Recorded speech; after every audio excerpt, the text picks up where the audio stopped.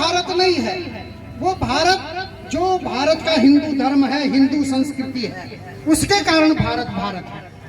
आप देख लीजिए, अटल जी की एक कविता है कि गोपाल राम के नामों पर कब मैंने अत्याचार किए, हिंदू करने घर घर में कब मैंने नरसंहार किए, कोई बदला दे काबुल में जाकर कितनी मस्जिद तोड़ी, भूभाग नहीं शत शत हृदय जीतने का निश्चय, हिंदू तन मन हिंदू जीवन, रग रग हिंदू मेरा परिचय।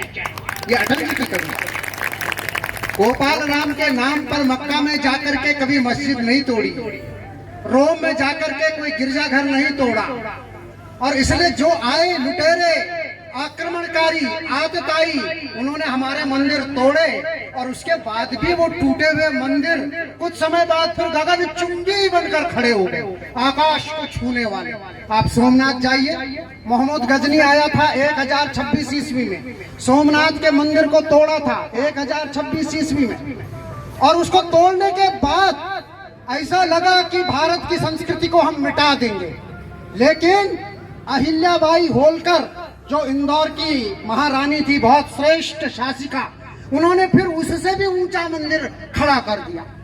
और जहां पर ध्वंसावशेष था, 1949 में सरदार वल्लभ भाई पटेल ने सोमनाथ के मंदिर का फिर से पुनर्निर्माण किया, में बन करके देश के लिए लोकार्पित हो गया।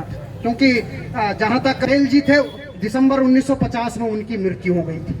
लेकिन ये जो राम मंदिर है, जिसका आज प्राण प्रतिष्ठा है, ये प्राण प्रतिष्ठा कौन कर रहे हैं? प्रधानमंत्री जी नरेंद्र मोदी जी।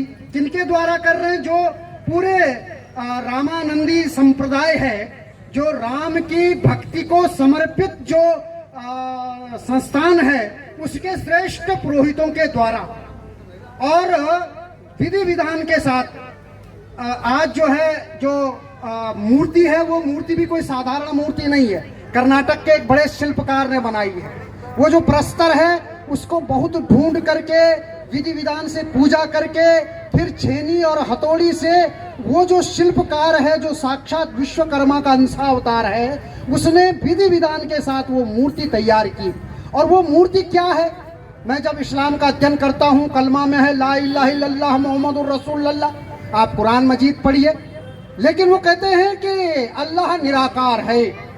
अब अल्लाह निराकार है तो एक बहुत बड़े चिंतक ने कहा कि सारे जितने भी साकार हैं, उन सब में भी वही निराकार है। ये भारत की दृष्टि, सारे साकार जितने भी हैं, सुशील कोटनाला भी साकार है, मुझ में भी वही निराकार है, गाय भी साकार है, बैल भी साकार है, सारे पशु पक्षियों में। आप रामायण में देखेंगे ना, मैं कभी कभी सोचता हूँ, पूरे कुरान मजीद का मैंने अध्ययन किया, तो उसमें केवल आप देखेंगे तो जो सल्लल्लाहु अलैहि वसल्लम हुजूर हैं, पैगंबर मोहम्मद साहब, उन्होंने जो आयतें लिखी हैं, वो आयतें ऐसी हैं कि जिब्राइल लाया है, कुरान में नाजिल हुई है, और हमको ये आसमानी किताब में ये जो आयतें नाजिल हुई हैं, इसके आधार पर हमको पूरी दुनिया को मुसलमान बनाना है, दारुल हरब को दारुल इस्लाम बनाना। भारत में ऐसा नहीं। यहाँ तो क्या है, गाय से लेकर के, दूब से लेकर, पीपल से लेकर, सरोवर से लेकर, नदी से लेकर,